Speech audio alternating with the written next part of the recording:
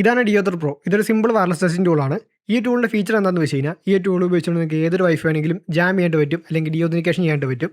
നിങ്ങൾ ഇതിനു മുമ്പ് പല വൈഫൈ ഡിയോദറും കണ്ടുണ്ടാവും. പക്ഷേ അതെല്ലാം 2.4 ജിഗാസിൽ മാത്രമേ വർക്കാവുള്ളൂ, അതായത് സിംഗിൾ ബാൻഡിൽ മാത്രമേ വർക്കാവുള്ളൂ. എന്നാൽ ഡിയോദർ പ്രോ കൊണ്ട് ഡുവൽ ബാൻഡിൽ ഡിയോദനിക്കേഷൻ ചെയ്യാനായിട്ട് പറ്റും, അതായത് 2.4ഉം 5 ജിഗാസും സപ്പോർട്ട് ചെയ്യും. കാരണം ഈ ടൂൾ ബിൽഡ് ചെയ്തിരിക്കുന്നത് BW16 എന്ന് പറയുന്ന ഡുവൽ ബാൻഡ് വൈഫൈ സപ്പോർട്ട് ചെയ്യുന്ന MCU ഉപയോഗിച്ചിട്ടാണ്. ഇതാണ് BW16. നിങ്ങളിപ്പോൾ വിചാരിക്കുന്നുണ്ടാവും എൻ്റെ കയ്യിൽ PCB ഉണ്ടായിട്ട് പോലും ഞാൻ എന്തുകൊണ്ടാണ് വയർ ഉപയോഗിച്ചുകൊണ്ട് PCBയിലേക്ക് കണക്ട് ചെയ്തതെന്നുള്ളത്. അതിന് കാരണം ഞാൻ PCBയിൽ ഡിസൈൻ ചെയ്തിരിക്കുന്നത് 22 പിന്നുള്ള BW16 ആണ്. പക്ഷേ അതിപ്പോൾ ഔട്ട് ഓഫ് സ്റ്റോക്ക് ആയതുകൊണ്ട് തന്നെ ഞാൻ വാങ്ങിയത് 30 പിന്നുള്ള BW16 ആണ്. ഈ ഒരു ടൂളിൻ്റെ ഫേംവെയർ രണ്ട് BW16ലും വർക്കാവുമെങ്കിൽ പോലും ഈ ഒരു ബ്ലാക്ക് കളർ BW16ലാണ് പ്രോപ്പറായിട്ട് ഈ ഒരു ഫേംവെയർ വർക്കാവുന്നത്. ഞാൻ പ്രിൻറ്റ് ചെയ്ത PCB പ്രോപ്പറായിട്ട് വർക്ക് ചെയ്യുന്നുണ്ടോ അറിയാൻ വേണ്ടി മാത്രമാണ് ഈ ഒരു പർപ്പിൾ കളറായിട്ടുള്ള BW16 ഉപയോഗിച്ചേക്കുന്നത്.